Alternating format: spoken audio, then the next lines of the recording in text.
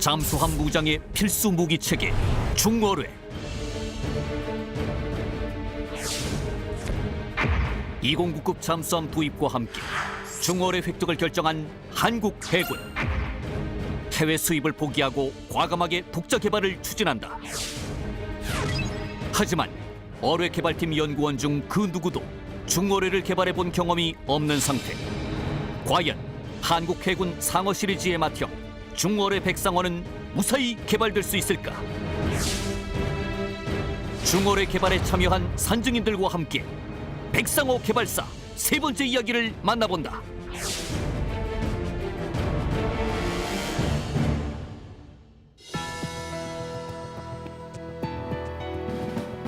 여러분 안녕하십니까? 첨단 국가의 초석 방위산업의 라미경입니다. 오늘은 지난 시간에 이어 우리가 독자 개발한 중어뢰 백상어 개발사에 대해서 알아보겠습니다. 함께 하실 세 분 소개합니다. 먼저 백상어의 개발과 전력화를 주도하시고 수많은 해군 무기체계 개발에 참여해 오신 박성희 박사 자리하셨습니다. 안녕하세요. 박성희입니다. 역시 백상어의 체계 개발을 담당하시고 우리 해군의 수중무기 체계를 개발해 오신 이재명 박사 모셨습니다. 안녕하세요. 이재명입니다. 마지막으로 백상어의 추진 시스템을 담당하시고 오랫동안 무기체계 개발의 전문가로 활동해 오신 박이동 박사 나오셨습니다. 안녕하세요. 박이동입니다. 박성희 박사님, 네. 저희가 이제 지난 시간에 중어뢰 개발의 사업 승인을 받기까지 이제 어려운 과정을 좀 들었습니다. 이제 사업 승인을 받고 이제 시제품을 개발하기 위해서 이제 업체 선정에 좀 들어가야 될 텐데요. 80년대 후반 우리 산업 기술은 정말 이 중어뢰를 제작할 수 있을 만큼의 기술 수준을 좀 가졌는지 궁금한데 어떻게 평가하십니까? 예, 그 당시 그나마 유도무기란 거를 한번 해본 데는 그 K744를 했던 금성정밀 그 업체 프라임으로서는 그 업체 위에는 거의 없었어요.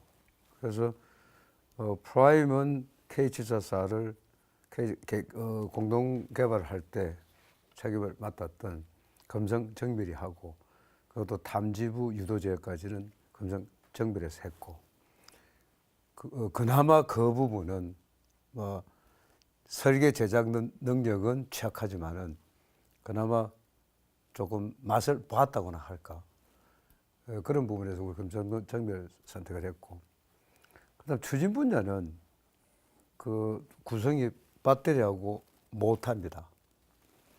이 부분은 아주 영세 업체로 이 부분 담당했던 부서도 업체도 없었고 아주 영세한 업체로 시작을 할 수밖에 없던 그러한 열악한 상황이었어요. 그래서 오늘 박이동 박사가 설계, 이 중소기업은 설계도 못 해내니까 설계, 제작 관리, 시험 평가 전반적으로 이 추진 분야는 사실 맨 땅에 헤딩하는 그런 일을 시작을 한 거죠. 그래서 전체적으로 봤을 때 업체 선정이 내가 아무리 설계를 잘 해도 내가 아무리 뭐 MLS를 해서 시스템 설계를 잘 해도 이 시스템에서 이런 구성품 사양을 충족하는 부품을 만들어라 하면은 못 만들어내는 업체가 90%였어요.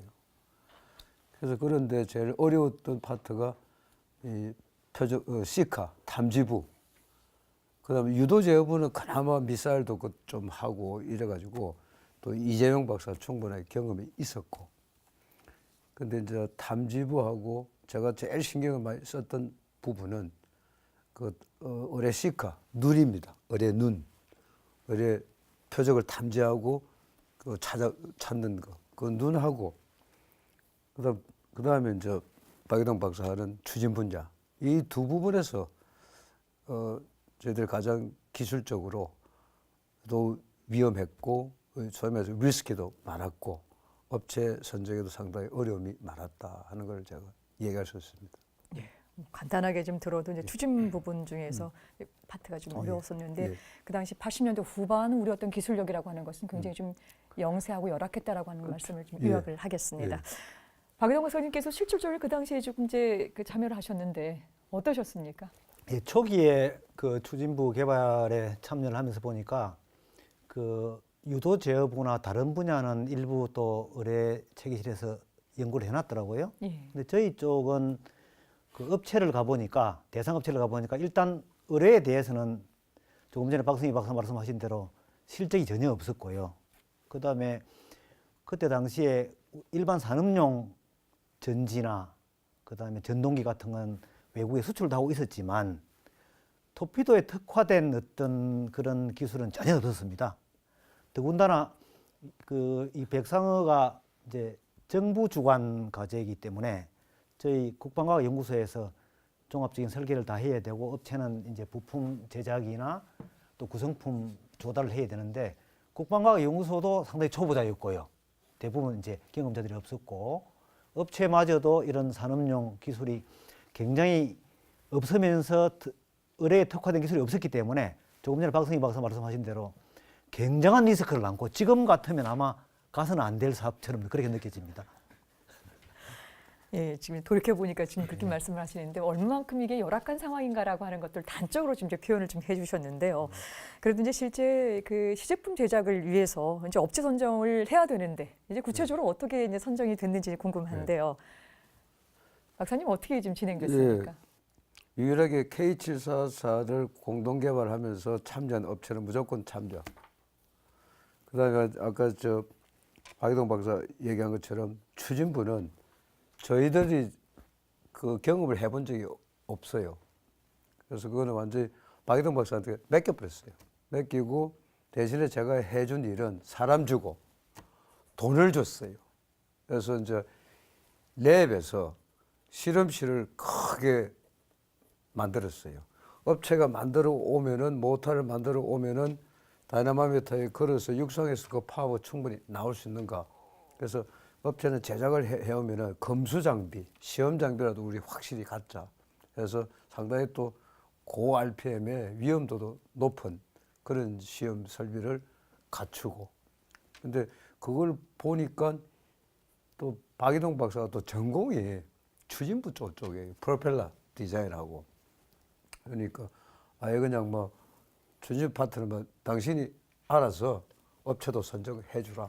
그다음에 이제 항법 장치는 이 모든 게 디바이스가 구성품이 전부 다 국산에 제작할 만한 능력이 거의 없었어요. 아예 이제 자이로 같은 거는 아예 미제.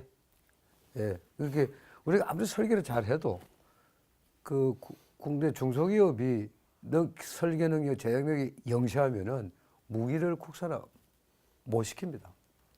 그래서 우리가 이번에 업체 선정을 할 때 그러한 미래를 보고 당신들이 조인하면은 그 미래를 대비해서 당신들도 능력이 그 구축된다 해서 거의 그 ADD가 설계해주고 같이 제작하고 그런 식으로 이제 일을 했죠.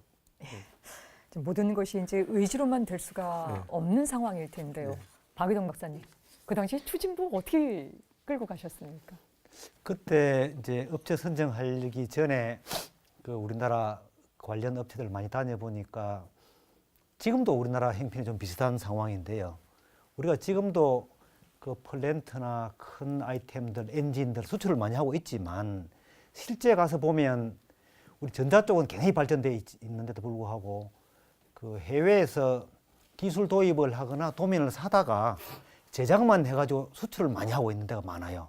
그렇기 때문에 그 당시에 백상어는 이제 처음 시작하다 보니까 생산 능력을 많이 가진 곳은 생산은 잘하지만 기술력을 저희들은 좀 믿을 수 없어가지고 그래도 좀 설계를 할 수 있는 데가 어디냐 하는 거하고 그 다음에 이제 처음 하다 보니까 리스크가 커서 실패의 가능성이 좀 눈에 많이 보이더라고요. 그럴 경우에 정부에서 주는 예산은 제한되어 있고 더 달라 하면 절대 금방 안 줄 것이고 그렇기 때문에 업체에다가 혹시 문제가 생기면 자체 투자를 좀 할 수 있느냐 그런 관점에서 조금 전에 말씀하신 그 전동기 성일 산업은 그래도 설계를 해본 회사라서 했고요. 나중에 실패했지만 그 다음에 세방전지로 이제 배터리 업체를 결정한 배경에는 그 돌고래라는 한국형 잠수함 그 배터리를 국내 개발을 해본 실적도 있고 또 당시에는 정 안 되면 자체 투자로 뭔가 해결하겠다라고 약속을 했었어요. 그래서 이제 그렇게 갔고요.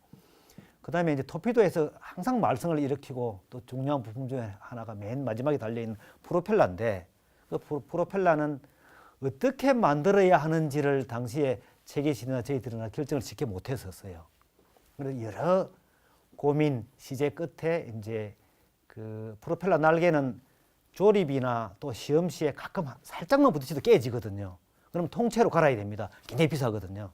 그래서 이제 우리 그 이재명 박사나 많은 분들하고 체계실하고 협의를 해가지고 날개 하나하나를 만들어서 조립을 하자 이렇게 결정되는 바람에 정밀 제작이 가능한 천지산업으로 그건 어쩔 수 없이 가게 되었습니다. 당시에는 어떤 방법이 결정되면 사실 초이스가 별로 없었죠.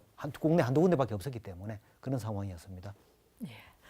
이제부터 이제 본격적으로 그 시제품 제작에 들어갔던 노력들에 대해서 좀 살펴볼까 하는데요. 우선 이제 수중운동 모형 시험에 대해서 이제 들어봤으면 하는데 박성희 박사님, 예. 이제 수중운동 모형 시험 어떤 목적으로 이 진행한 사업입니까? 예, 일단 모형 시험은 실제로 어뢰하고 똑같은 모형을 만들어서 그 수조에서 끌어가면서 요 힘을 측정을 해서 개수값을 끌어내요. 예, 그래서 그 개수값들을 끌어내는 그 시험이 수중운동 모형 시험이에요. 그래서 이 시험이 그것도 우리가 수상하면 그 당시 한국선박연구소에서 수상하면 실험할 수 있는 그 장비나 이런 게 있었는데 이제 잠수함이나 어뢰에 대한 거는 이 시험 장비가 없었어요. 그래서 그 당시 PMM은 예, 그거를 우리가 사서 주고 그렇죠. 예, 주고 그렇죠. 그 다음에 PMM에는 조금 기술적으로 들어가는데 이 플래너 이제 수평 운동에서는 그걸 측정하면 그 값이 잘 나와요. 근데 어뢰가 이제 턴을 하면은 이제 턴 쪽에 필요한 개수값들은 우리 박이동 박사는 제가 나온 미국 대학이 있습니다. 그 스테븐 스택에 이 과제를 주어서 두 군데서 모형 시험하는 결과를 가지고 비교해가면서 우리한테 맞는 개수값들을 적용을 해서 사용을 했죠. 예, 그래서 이 운동 쪽은 이런 시험 없이는 그 우리가 시제품 제작을 해서 어떤 컴퓨터 자신을 가질 수가 없어요. 이거는 뭐 날아가는 미사일, 그 다음에 잠수함, 배, 어뢰 기본적으로 모형 시험이란 거는 합니다. 예. 예. 네, 그렇다면 이제 백상호의 수중운동 모형 시험 구체적으로 어떤 준비가 좀 필요했습니까? 그래서 이제 이 어뢰하고 똑같이 생긴 이 형상의 모형을 제작을 합니다. 제작하고 이제 시험은 이게 이제 그 당시 크리소라고 선박 연구소 대전에 있었어요. 그 전부 다 조선과 출신들만 모여 있어요. 주로 이제 함정, 조선 선박 설계하는 사람들이에요. 그래서 이런 사람들이 이제 수상선만 주로 이제 시험했는데 갑자기 이제 어뢰를 시험하라고 하니 자기들도 상당히 이제 모든 게 이런 실험 장비부터가 익숙되지 않은 거예요. 그래서 또 같이 미국 가서 PMM 장비를 사올 때 같이 가서 교육도 받고 해서 우리가 그 장비를 사다가 이제 대여를 했어요. 그리고 시험 장소는 선박연구소하고 미국에서 같이 하고, 그 다음에 이런 시험할 때는 되게 데이터를 추출한 사람이 이 엔지니어 이 테크니션들이에요. 그래서 물론 어떤 엔지니어도 한두 명 붙는데 어뢰를 모르는 엔지니어 붙어가지고는 좋은 개수값을 추출을 못 합니다. 그래서 특히 이제 제가 제 밑에 있던 조선과 출신 김창기 박사나 이런 친구들이 실제 모형 시험에 참여하고 해서 좋은 우리가 좀 정확한 그 개수값을 추출한 그러한 노력들이 있었죠. 예. 이제 좀 들어볼까요? 이 박사님 지금 어렵게 준비한 시험 결과에서 정말 그 예기치 못했던 이해할 수 있는 결과가 좀 나왔다고 하는데 어떤 얘기입니까? 모형을 만들어서 이제 시험을 이렇게 하는데, 그래서 우리가 이제 자동차를 운전할 때 핸들을 오른쪽으로 돌리면 자동차가 오른쪽으로 가죠. 예. 근데 모형을 만들어 실험하는데 이게 이제 탈을 오른쪽으로 쳤는데 어뢰는 왼쪽으로 가는 겁니다. 반대로 가는 거예요. 반대 현상. 이게 말이 안 되는 거죠. 물리적으로 도저히 이해가 안 되는 건데, 그때 그 당시에 이제 우리가 이제 그 백상어에는 펌프제트라는 그런 그 추진기를 사용하고 있습니다. 이 펌프제트가 뭐냐 하면은 보통 우리가 이렇게 생각하시면 돼요. 일반 프로펠러 비행기가 있고 제트 비행기가 있지 않습니까? 제트 비행기는 프로펠러를 많이 다른 거에다가 밖에다 이러면 하나 통을 달았죠. 이게 덕트라고 얘기합니다. 근데 이제 어뢰도 마찬가지로 프로펠러만 있는 어뢰가 있는 반면에 이제 저희가 개발하는 백상어 때쯤 되면서부터 이제 펌프제트가 이제 우리 박유동 박사님이 이제 도입을 해가지고 펌프제트를 쓰자 해서 이제 프로펠러를 붙이고 밖에다가 이제 많은 덕트를 붙여서 이제 추진을 하게 됩니다. 그래서 이제 어뢰가 달리면서 물을 프로펠러 쪽에서 빨아들여서 뒤로 뿜는 식으로 이제 어뢰가 추진하는 거죠. 근데 이제 모형 시험하는 과정에서 일단은 프로펠러가 없이 덕트만 달고 실험을 했어요. 했더니 이제 그런 현상이 반대로 가는 현상이 생겼죠. 모두들 이해를 못한 겁니다. 내가 핸들을 오른쪽으로 돌리는데 왜 차가 왼쪽으로 가지? 이해를 못하는 거죠. 그 당시에 그 선박연구소에 있는 그 담당들도 도대체 이해를 못하는 거예요. 근데 마침 이제 박성희 박사님 말씀하신 김찬기 연구원이, 그때 이제 김찬기 연구원입니다. 지금 이제 국가연에 박 부장을 하고 있습니다. 연구원이 논문을 보다 보니까 그게 논문에 있었어요. 미국에서 발표된 논문에 프로펠러가 없으면 물의 흐름이 안으로 들어와서 반대 현상이 생길 수 있다 하는 논문이 있었습니다. 그걸 발견하고서 참 천만다행이구나 그랬는데, 그래서 이제 그 프로펠러를 이제 불이 나게 만들어서 붙여놓고 이제 실험을 다시 했더니 이제 원하는 데이터를 얻었습니다. 진짜 우연찮게 해결이 됐고, 물론 이것도 이제 그 우리 연구원들이 진짜 노력한 결과가 아닌가 싶습니다. 예. 예, 말씀하시죠. 그건 내가 기억이 나요. 그거는 아마 이재용 박사는 그렇게 들은지 모르겠지만은 그 당시에 우리도 식스탑 이게 어뢰 하나에 축계가 6개가 들어가요. X, Y, Z 축계가. 좌표축이 플러스 마이너스로 잘못 넣어서 반대로 간 경우도 있었어요. 그래서 모든 시행착오가 이 소프트웨어 만드는 연구원들도 그런 시행착오가 있었고, 또 모형 시험에서도 우리가 간과했던 그런 부분도 있었고, 그런 것들이 다 이제 이렇게 우리 레슨 런드로 보고 배워가면서 올바른 그런 접근을 하지 않았나 그런 생각을 합니다. 이제 결국 이제 이해할 수 없는 결과를 이제 받아들이긴 받아들여야 되는데, 그건 비록 이제 성공은 아니었겠지만은 그게 이후에 이제 그 개발 과정에서 좀 더 잘 쓰였을 것 같은데 어떻게 좀 쓰임이 좀 있었습니까? 예, 그렇습니다. 그런 진짜 귀중한 경험이죠. 경험을 얻고 나니까 이제 펌프제트가 들어가는 이 수중 모형에 대해서는 당연히 이제 프로펠러를 붙이고 해야 되는구나 하는 것을 알았고, 이것을 이제 우리 청상화 개발할 때도 똑같이 펌프제트를 씁니다. 그러다 보니까 이제 그때도 그거를 붙여서 했기 때문에 그때는 시행착오 없이 다행히 잘 됐었습니다. 예. 결국 이제 이렇게 차근차근 갔었던 시행착오들이 결국 하나도 버릴 것도 없고, 그렇죠? 나중에 단위 쓰이게 되는 것들을 볼 수가 있을 텐데요. 박유동 박사님, 이제 백상어 시제품 개발 과정에서 이 수중 추진 그 모형 시험도 진행을 했을 텐데요. 어떻게 좀 진행이 잘 됐습니까? 네, 조금 전에 이제 얘기되었던 그 모형 시험, 운동 모형 시험 중에서 특히 X 방향으로, 어뢰의 길이 방향으로 힘이 이제 어뢰가 달릴 때 받는 저항이거든요. 그 저항을 이겨내고 요구하는 33노트 속도를 만족시켜야 되는데 그게 추진입니다.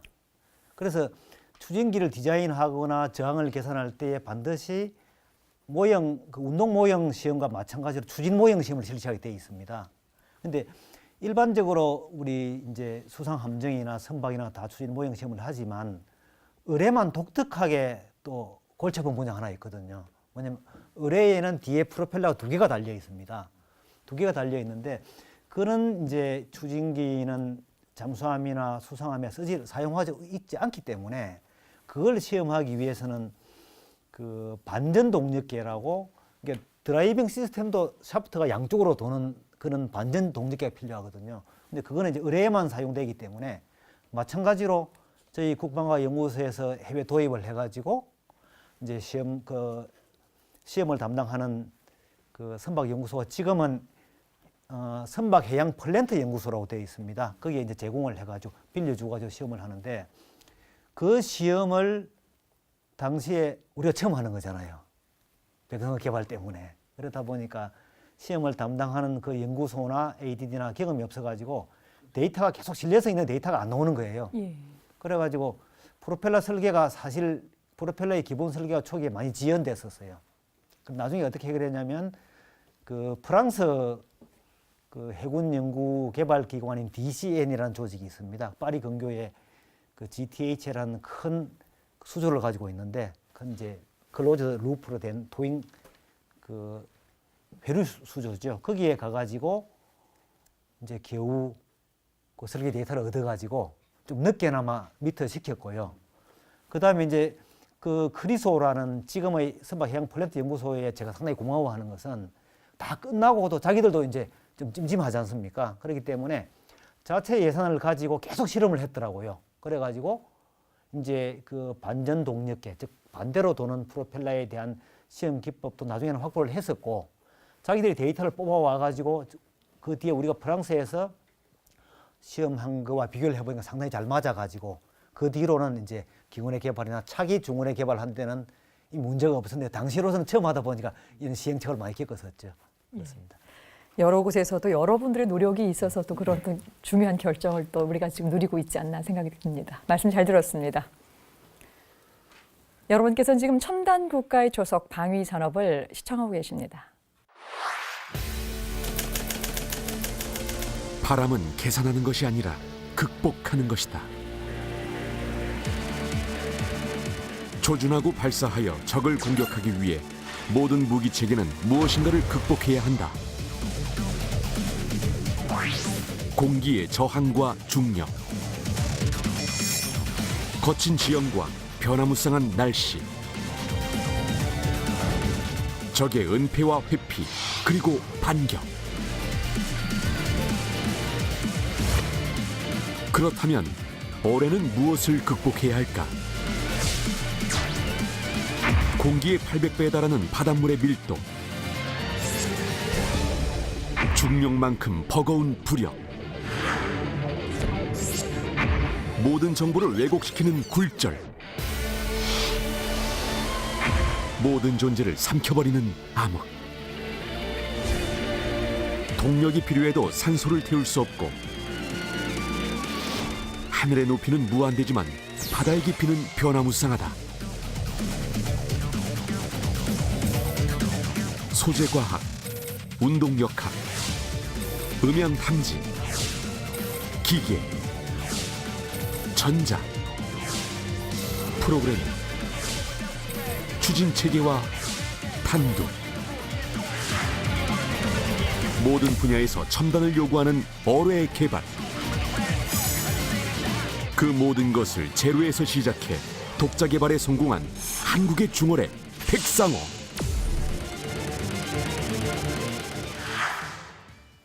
네, 자료화면 잘 봤습니다. 박유동 박사님, 우리가 이제 중어뢰 개발 이전에요, 이 마크 44를 이제 모방을 해서 이 K744 경어뢰 사업이 있었었죠. 예. 이제 그 당시에 이제 했었던 경험하고 참여 인력들이 이후에 이제 이 백상어 개발에 도움이 됐는지 궁금한데 어떻습니까? 그 지난번에 그 김영수 박사님이나 박성희 박사님 경우에 처음 시작할 때 저희들은 77년에 1차로 돌아섰거든요. 1차로 돌아 참여를 했었는데 당시에 그래도 그 1년 뒤에 들어온 이재명 박사나 우리나라에 상당한 우수 인력들이 많이 들어와 가지고 정말 열정적으로 참여했었는데 경어뢰 하면 저는 상당히 쓰라린 경험으로 실패 연속으로 지금도 머릿속에 남아 있거든요. 예. 왜냐하면 당시에 그나마도 이 전자 쪽, 유도 제어 쪽, 이제 이재명 박사나 김응범 부장이 이런 분들이 했던 쪽은 그래도 성공을 했었는데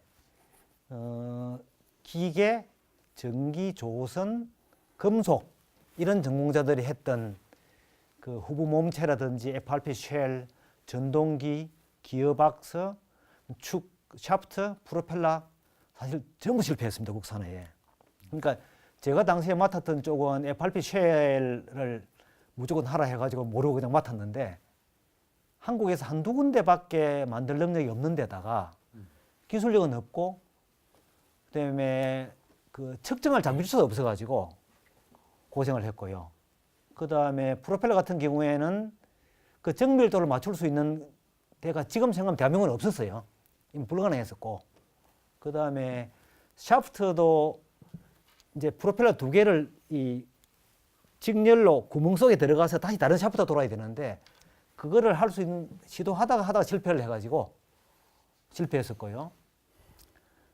그러다 보니까 그걸 해결하려고 박수희 박사님이 해군에 가가지고 그 정밀 측정 장비를 하루만 빌리면 제가 새벽같이 그걸 가지고 원래 해외 밖에 반출을 하면 안 되는데도 불구하고 CFC에 싣고 부산에 가가지고 측정을 하고 밤에 들어와서도 반납을 하고 이렇게 했는데도 해결이 안 되고요. 그 다음에 그 피막 처리나 이런 또 이제 샤프트나 프로펠러 피막 처리 같은 곳은 창원에서 해보니까 제일 잘하는 곳인데도 제대로 성능이 안 나오거든요. 그래가지고 유일한 해결책이 당시에 양산군 철마면에 지금 S&T 모티브라고 우리 K2 소총, 기관총 많이 생산 잘하고 있는데 당시 M16 소총을 생산하고 있었어요. 거기만 가능했거든요.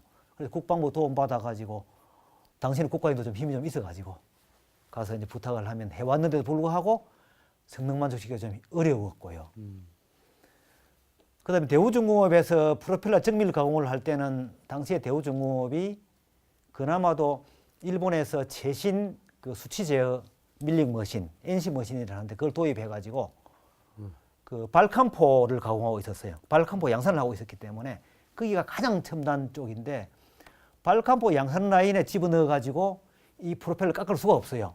계속 해나가니까 유일한 방법은 다 퇴근하고 난 밤에 남아가지고 그 담당자들하고 밤에 남아서 깎는 수밖에 없어요. 그런데 이제 그 수치 제어기에 그 입력시킬 자료를 계산하는데 지금이야 너무 쉽겠지만 당시 우리 전산 능력으로는 그게 안 돼가지고 그나마 나은 전산기로 일주일 내내 작업하면 입력 수치가 이제 계산돼가지고 했는데 다 실패했죠. 성능을 제대로 만족시킨 게 아무도 없었어요. 기아박스도 돌리면 기름 새고 육상에서 다 조립해가지고 돌려보면 물 새고 성능 안 나오고 그때 당시에는 잘 몰랐었는데 좀 뒤에 보니까 이제 우리가 실력이 좀 쌓이고 나서 보니까 아 미국에서 도면과 기술 자료를 받았는데 키워드 몇 개 빠져 있었어요. 세부적인 열처리라든지 이런 게 우리가 다 가진 게 아니었어요. 근데 그때는 몰랐죠.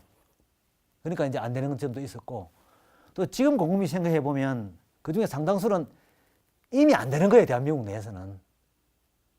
그러니까 결국 당시에 그 기계과 출신, 금속과 출신, 조선과 출신 그거 담당하는 사람들은 한 명쯤 남기고 아마 특례 보충력 5년 그 군 의무 복무 기간 끝나고 한 5, 6년 뒤에 다 나갔고요.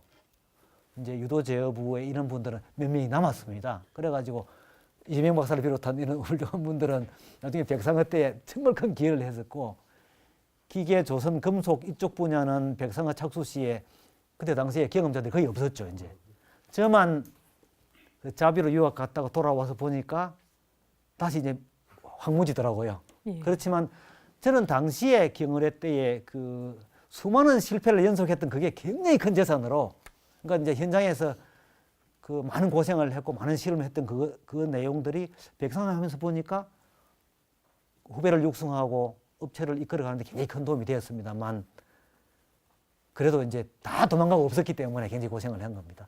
예. 지금 이제 돌이켜보면 이제 박유동 박사님 얘기가 모든 것이 실패하고 많이 어려웠다라는 말씀을 주셨는데 매번 우리가 실패라고 하는 것이 뭐 성공의 어머니 이것이 아니라 실패가 반드시 성공하는 중간 과정이 있어야 되는 게 그런 부분으로 또 이해를 해야 될 것 같습니다. 예, 말씀 주시죠. 예, 제가 박유동 박사 얘기를 듣다 보니까 몇 가지 좀 생각이 나는데 그래서 제가 이게 저는 주로 이제 전자 쪽을 이제 표 탐지하고 유도 제어를 주로 이제 소프트웨어까지 제가 이제 설계를 일단 MS 모델로 해야 됐고 박유동 박사한테는 주는 거는 두 가지 조건만 줘요. 사이즈 얼마, 속도 얼마, 나머지는 박 박사 네가 다 알아서 해주라. 그러다 보니까 저걸 처음 와서 들었는데 내부적으로 그렇게 어려웠던 거는 사실 저는 마니터링이 또 원래 자기 일을 자기가 해요. 그래서 내가 그런 부분 오늘 이 자리 빌어서 다시 한번 감사합니다 얘기를 해야 되겠고 두 번째 저도 쭉 느껴봤는데 백사가 그렇고 청상호도 그렇고 이 일렉트로닉 쪽이나 시스템 디자인 이런 부분은 이제 ADD가 이제 다 어느 수준까지 올라갔어요. 어려운 부분이 아까 박 박사 얘기했다시피 남들이 쉽게 보는 거 아날로그 이게 더 어려워요. 그게 뭔가 하면 소재부터 출발해서 표면 처리, 가공, 정밀도 이런 것들이 기술적으로 굉장히 어려웠었고 그 이제 박이동 박사를 제가 믿고 이 일을 맡긴 거는 입사할 때 바로 제 밑으로 들어왔어요. 와서 뭘 했는가 하면은 기아박스, 프로펠러, 축회 그런 부분을 처음부터 들어오자마자 그걸 했었어요.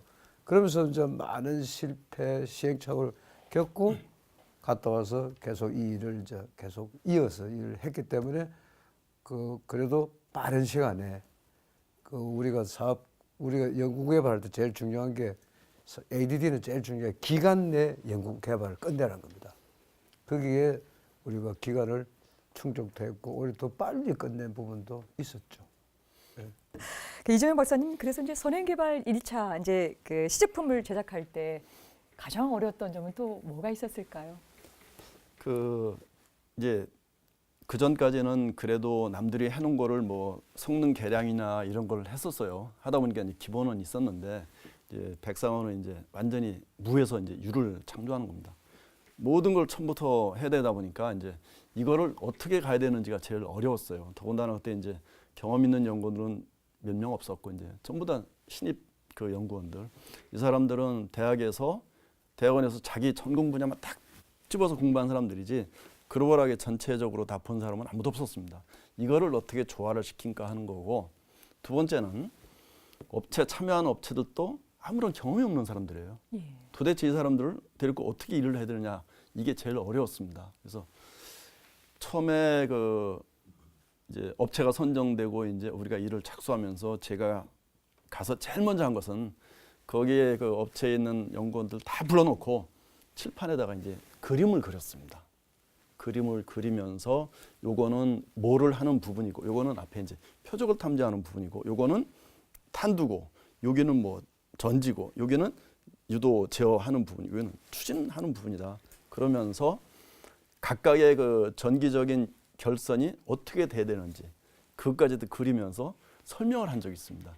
그 정도까지 아무것도 모르는 사람들이었는데 하여튼 그래도 그 사람들이 그 노력을 하고 우리 연구원들도 진짜 노력을 해서 어느 정도의 그 가시적인 그 설계 결과가 이제 나왔는데 제일 문제는 뭐냐면은 그 당시만 해도 막 이 컴퓨터 막 발달하다 보니까 프로세서가 막 자고 나면 막 바뀌는 거예요. 뭐 8비트에서 16비트, 32비트, 64비트로 바뀌었는데 그 당시 64비트까지는 안 갔지만은 프로세서가 바뀌는데 우리가 개발할 때 설계한 적용한 프로세서가 이거 나중에 개발 끝날 때쯤 되면은 단종될 것 같은데 어떡하지? 그다음에 이거 나중에 양산 들어가면은 단종될 것 같은데 어떡하지? 하는 것 때문에 제일 고민을 많이 했습니다.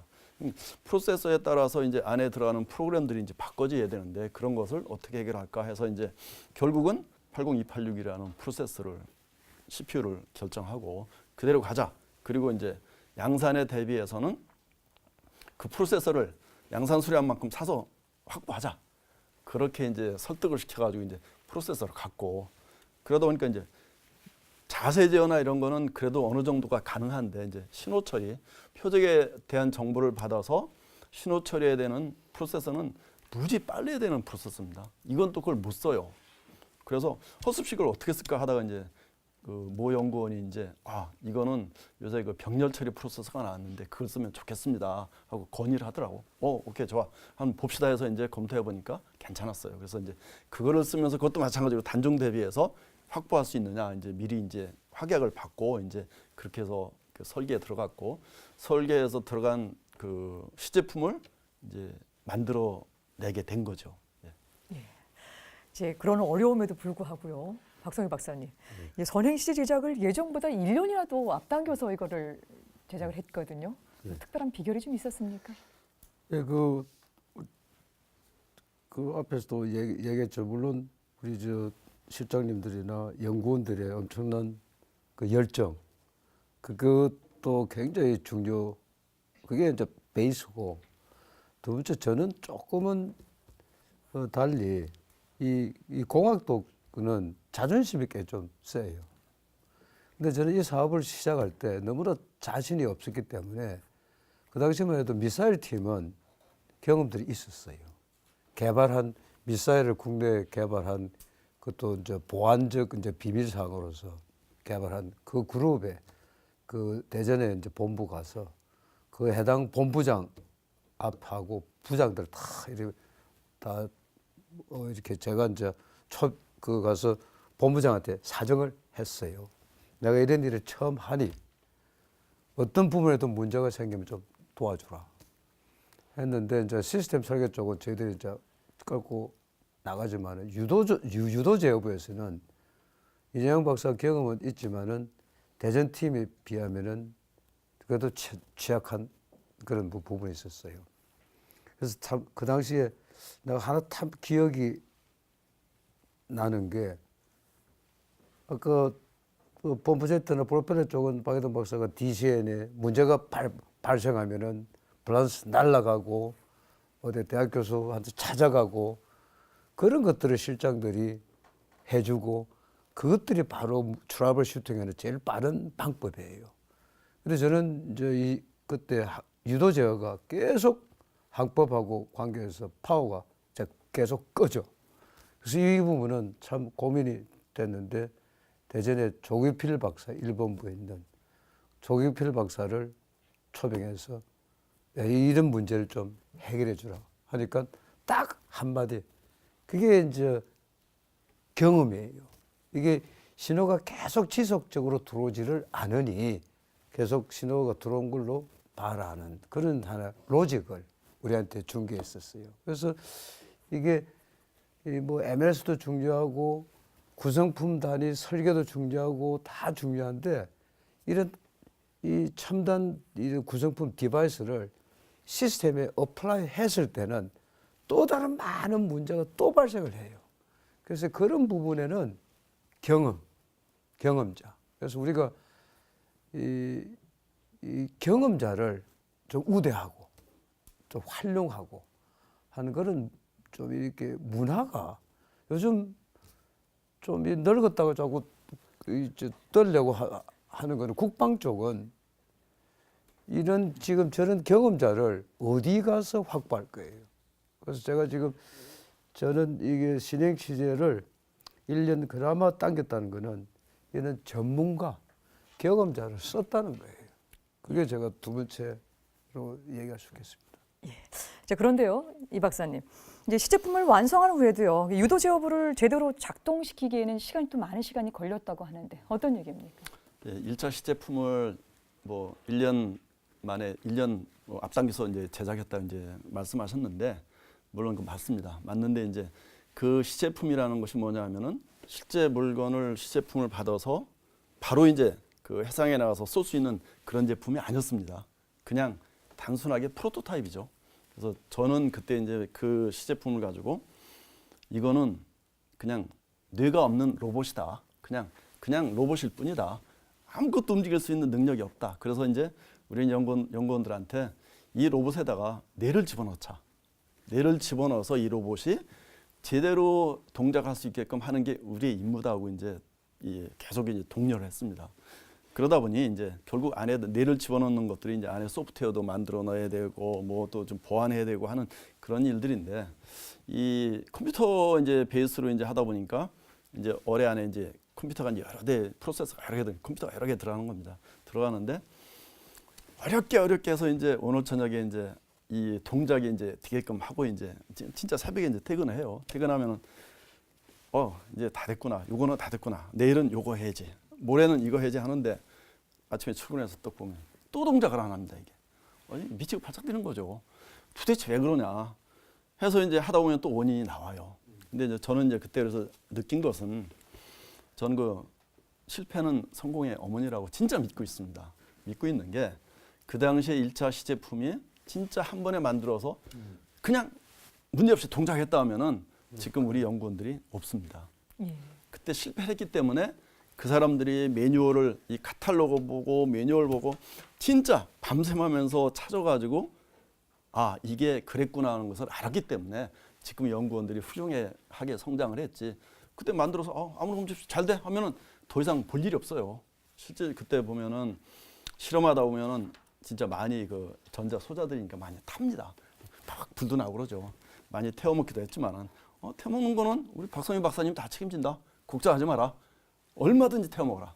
그 대신 왜 탔는지는 분명히 알고 넘어가야 된다. 그래서 이제 이유를 페일리어 리포트를 해가지고 보고서를 쓰라 했습니다.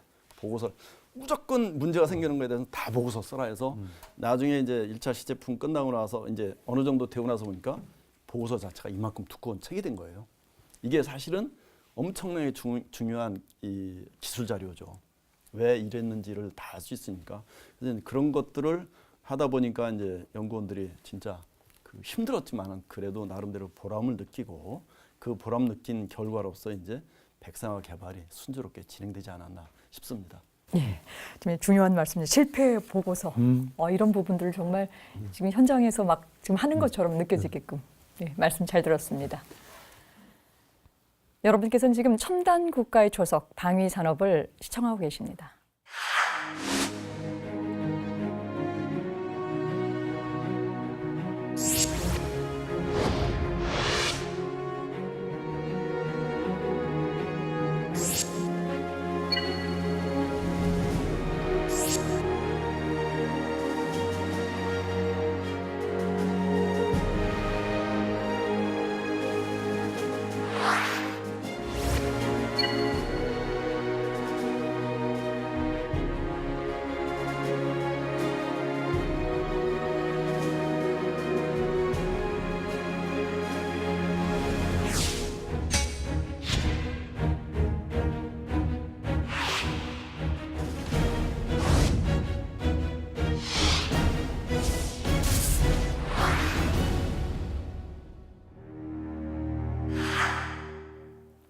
네, VCR 영상 화면 잘 봤습니다.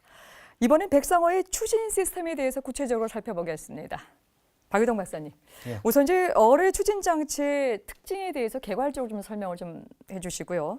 어뢰 추진 장치를 설계하고 제작할 때 지금 돌이켜 보면 가장 어려웠던 점이 이거다라고 하는 게 있을 것 같은데 어떤 것이 있을까요? 어뢰 추진 장치가 이제 배터리, 전동기, 샤프트, 프로펠러 이렇게 구성이 되는데요. 예. 덩치로 보면 어뢰의 한 3분의 1을 차지합니다. 3분의 1을 차지하고 덩치는 굉장히 큰데도 불구하고 개발 과정에서 누가 제3자가 보면 항법이나 자이로나 컴퓨터나 그다음 제어는 굉장히 팬시해 보이고 그런 반면에 추진은 이제 보면 우리 소위 말하는 굴뚝산업 같거든요. 뭐 기름, 뭐 광전기, 뭐 프로펠러, 진동소음 뭐 이런 느낌이에요. 느낌인데 그 미국의 그 우주왕복선이나 미사일, 우리 북한의 미사일이나 우리 어뢰나 통상 발사 시험하다가 실패를 만약에 했다, 예. 혹은 잊어버렸다라고 되면 그 원인의 3분의 2는 다 추진이 뒤집어 쓰는 거예요. 또 보통 거기 실패가 나옵니다. 왜냐하면 큰 파워에다가 또 강한 전기의 전력 에너지에다가 그다음에 각종 누기나 누수, 누유 이런 문제가 있거든요. 대체적으로 안고 있습니다. 이제 그런 시스템을 이제 같이 모여서 설계해야 된다는 게 하나의 어려운 점이고, 두 번째는 아까도 제가 잠시 말씀드렸지만 어뢰 특유의 어려움이 하나 있는 게 이제 카운터 로테이팅 프로펠러라고 프로펠러 두 개를 달아야 된다는 얘기죠. 이게 이제 보통 어뢰도 못 보셨고 왜 두 개를 달아야 되는지 이해를 안 되시겠지만 가끔 우리가 눈에 보일 수 있는 게 헬리콥터를 보시면 헬기는 큰 날개 한 개 돌아가고 뒤에 작은 날개가 하나 있어요. 예. 혹은 이제 치누크 헬기 같으면 큰 날개가 두 개가 돌아가거든요. 최근에 산불 진화용 우리 산림청 헬기를 혹시 관심 있게 보시면 뚱뚱한 헬기에 뒤는 프로펠러가 없고 프로펠러 두 개가 이렇게 반대 방향으로 돌아가는 그 그 감호프 헬기라는 게 있거든요. 우리가 이제 러시아에서 가져온 헬기인데 그거는 왜냐하면 그 물 속에 있는 의뢰나 공기 중에 있는 헬기 같으면 날개 한 개만 돌면 반작용으로 몸체가 반대로 돌게 돼 있습니다. 예. 근데 이제 미사일이나 의뢰가 날아가면서 목표를 명중시키려 그러면 반드시 상하 좌우가 그대로 유지가 돼야 되는 거죠. 왼쪽으로 턴다, 오른쪽으로 턴다, 숙인다, 상승한다 이런 게 달라 그러면 이게 돌면 안 되는 거죠. 총알이나 포탄은 회전하면서 가야 되지만 미사일이나 토피도는 반드시 상하 좌우로 유지를 하려 그러면 프로펠러 한 개를 달면 우리 일반 선박이나 잠수함처럼 한 개를 달면 의뢰 몸체가 회전을 하기 때문에 불가능합니다. 그래서 반드시 두 개를 달게 돼 있죠. 그렇기 때문에 시스템과 디자인이 굉장히 복잡하고 이 사이로 물이 새고 하는 문제가 있고요. 그다음에 이제 그 지금 뭐 백상어 같은 경우에 그 19인치 의뢰 이 속에다가 전동기의 마력이 108마력이거든요. 그럼 그 작은 곳에 이만한 전동기가 말 108마리가 들어있는 파워를 내는 거예요. 그렇기 때문에 그 강전기, 그 다음에 이제 진동이 생기면 무조건 추진에서 생겼다. 그 다음에 소음이 시끄럽다 그러면 이건 무조건 추진 책임이다. 뒤집어쓰게 돼 있습니다. 그런 여러 가지 어려움이 다 태생적으로 안고 있는 거죠. 어쩔 수 없는 어려움입니다. 결국 이제 여러 개 부서 중에서 이제 이 추진부가 굉장히 좀 어려움과 이제 나중에 실패였던 그런 규칙 사이가 굉장히 많이 가게 되는데요.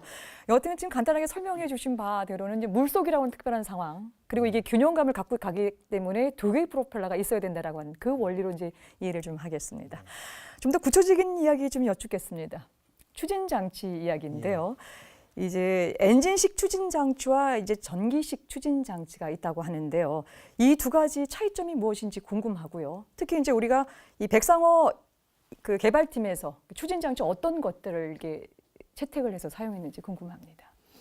네, 그 이제 엔진이 나온 지는 굉장히 오래되고 등록도 오래됐는데 이제 수중 환경이라는 게 좀 특이한 환경입니다. 잠수함이나 의뢰처럼 물 속에서 추진을 하려 그러면 엔진은 쉽게 얻을 수 있기 때문에 편한 반면에 반드시 공기가 필요한 거죠. 그러니까 그 우리가 자동차 엔진처럼 디젤 기관 엔진이든 가솔린 엔진이든 반드시 공기를 흡입해 가지고 이제 기름을 태워서 파워를 얻듯이 물속에서도 엔진을 돌리려 그러면 공기가 필요한, 물속은 공기가 없기 때문에 가지고 들어가거나 아니면 다른 산화제를 쓰거나 이런 방법밖에 없는데 그게 굉장히 복잡하거든요.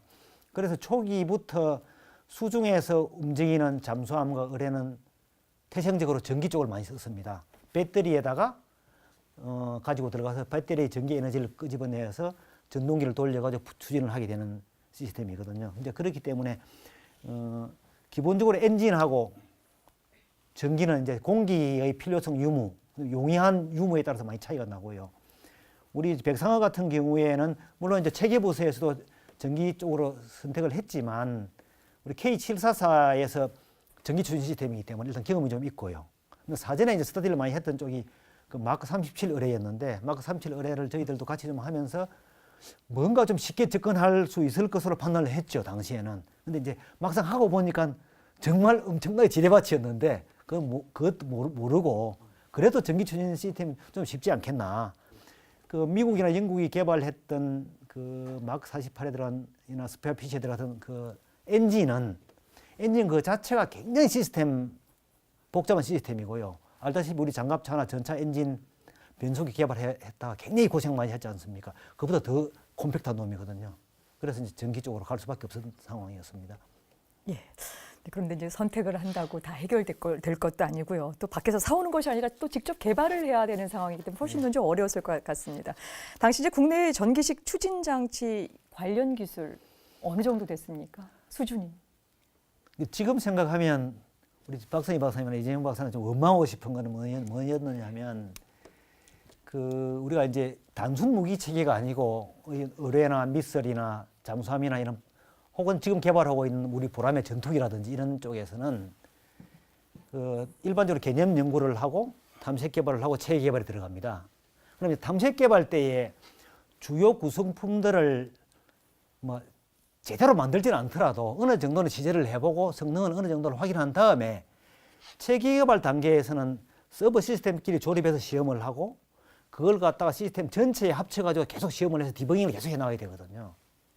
그런데 제가 이제 그 백상어 체계실의 요구에 의해 가지고 추진 체계를 하겠다고 약속을 딱 하고 나서 보니까 탐색 개발 당시에 체계 개발 들어가기 전에 별로 해놓은 게 없더라고요. 그래서 체계 개발에 바로 이제 들어간 거죠. 굉장히 무모했던 겁니다. 지금 그렇게 요구하면 당연히 안 하죠. 그때는 이제 젊었고 몰랐고 용감했고 그때 당시에 그 책임자가 뭐 40대 한 중반, 우리 또래가 한 40살 정도. 실제 또 같이 일하는 친구들 대부분 30대였고 정말 무모한 짓을 했는데 그러니까 그 구성품 중에 이제 첫 번째 에너지를 가지고 들어가야 되는 그 배터리 쪽은 제가 초반에 좀 말씀드렸지만 산업용 전지는 상당히 기술력이 있었으나 의료용 전지는 제로였고요. 바닥이었고 전동기도 산업용 전동기 많이 수출하고 있었지만 이런 카운터 로테이팅을 시키는 이런 전동기는 아무도 해본 적이 없었고요. 그 다음에 딱 한 가지가 펌프제트 추진기는 백상어 체계 개발 전에 제가 이제 국방부로부터 그 응용 연구 과제를 하나 얻어가지고 기본적인 연구를 하고 있었어요. 그나마 좀 다행이었고. 그 다음에 샤프트 가공이나 이런 쪽은 경은의 옛날 K744 시절에 비하면 그건 좀 돼 있더라고요, 국내에서. 그런데 핵심적인 배터리, 전동기, 펌프젯 이런 쪽은 정말 밑바닥이었는데 모르고 착수했던, 무모하게 했던 겁니다. 참 정말 이것 때문에 백상어가 실패했을 수도 있었는데 실패 안 했던 게 정말 다행으로 생각하는 거죠. 지금 생각하면. 예. 사실은 이제 어뢰를 이제 테스트할 때는 제일 먼저 어뢰가 가야 돼요. 달려야 됩니다. 그거 하는 역할이 이제 추진 장치거든요. 이게 안 되면 그 다음부터는 아무것도 못 해요. 일단은 내가 가줘야지 자세 제어도 되고 또 시커가 표적을 탐지하는 것도 되는데 기본적으로 이게 안 되면 그 다음부터는 진행이 안 되기 때문에 사실은 박예동 박사 조금 전에 말씀하신 것 같이 상당히 그분에 대해서 스트레스를 많이 받았을 겁니다. 오늘 잘 되자는 그런 받았을 것 같은데 그만큼 어려웠습니다. 당시. 예.